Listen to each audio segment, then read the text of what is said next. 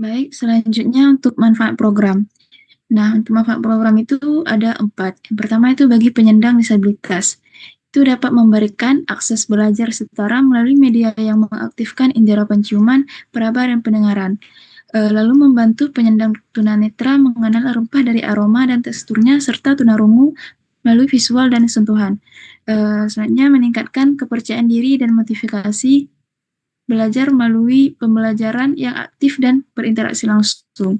Yang kedua, bagi masyarakat umum, itu dapat menumbuhkan rasa bangga dan kepedulian terhadap warisan budaya Aceh, lalu menumbuhkan kesadaran sosial bahwa pelestarian budaya harus bersifat inklusif bagi semua lapisan masyarakat, dan menjadi sarana edukasi wisata budaya yang dapat diadaptasi untuk kegiatan pameran atau festival rempah Aceh.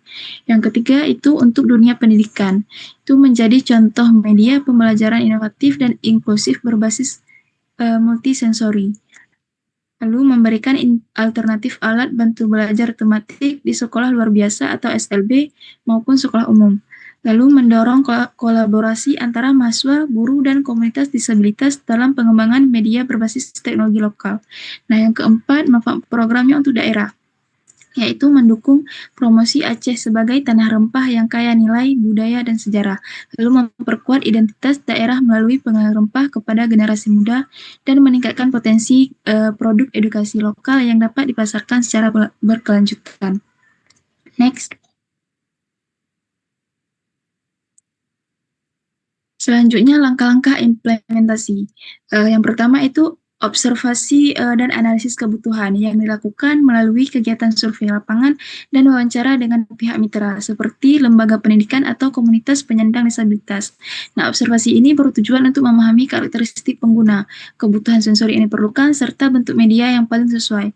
Nah, hasil dari tahap ini menjadi dasar dalam penyusunan konsep dan desain media interaktif yang akan dikembangkan.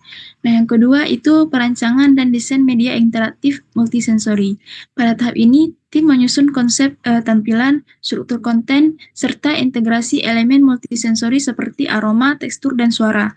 Nah, desain dilakukan secara kolaboratif dengan mempertimbangkan hasil observasi dan masukan dari mitra agar media yang dihasilkan benar-benar inklusif dan mudah diakses oleh pengguna disabilitas netra. Selain itu, prototipe awal juga mulai dirancang untuk diuji secara internal. Yang ketiga, produksi dan pengembangan. Nah, dalam tahap ini, tim melaksanakan proses pembuatan media secara nyata, baik dalam bentuk fisik maupun digital. Unsur aroma diolah menggunakan ekstrak rempah asli Aceh, sementara komponen interaktif seperti audio dan tekstur dikembangkan agar dapat memberikan pengalaman belajar yang komprehensif. Proses produksi dilakukan secara bertahap dan melibatkan uji coba kualitas untuk memastikan daya tahan serta keamanan media. Next. Yang keempat, uji coba dan implementasi. Tahap ini mencakup kegiatan demonstrasi penggunaan media, pelatihan bagi pendamping atau pengajar, serta pengumpulan umpan balik dari pengguna. Uji coba bertujuan untuk menilai efektivitas media dalam menyampaikan informasi tentang rempah Aceh, sekaligus mengidentifikasi aspek yang perlu diperbaiki. Tahap yang terakhir adalah evaluasi dan penyempurnaan media. Evaluasi dilakukan berdasarkan hasil observasi penggunaan, tanggapan mitra, serta efektivitas media terhadap peningkatan pengetahuan pengguna.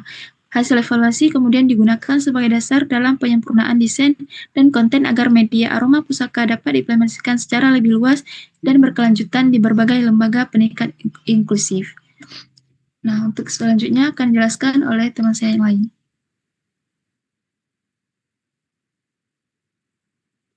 Baik, untuk selanjutnya ada roadmap. Untuk tahapannya, kami melakukannya selama 3 bulan.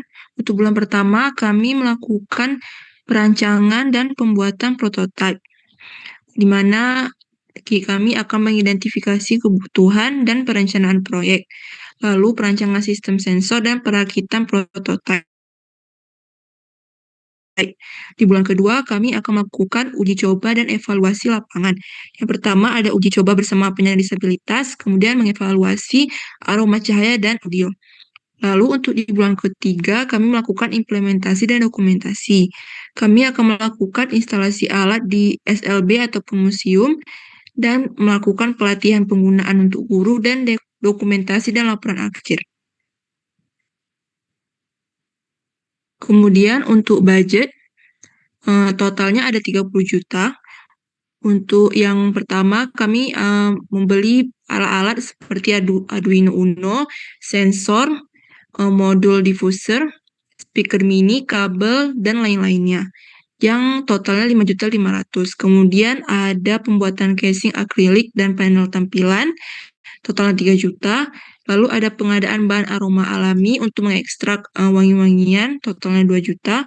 Kemudian untuk operasional ada transportasi, konsumsi peserta, dokumentasi, pengadaan alat tulis, dan sewa lokasi. Kemudian untuk bahan lainnya ada seperti biaya monitoring dan evaluasi pasca implementasi, honor dari narasumber, biaya pelatihan, dan untuk cadangan tak terduga senilai 2 juta. Untuk total keseluruhannya yaitu 30 juta. Sekian presentasi hasil proposal kami. Mohon maaf apabila ada kekurangan. Wassalamualaikum warahmatullahi wabarakatuh.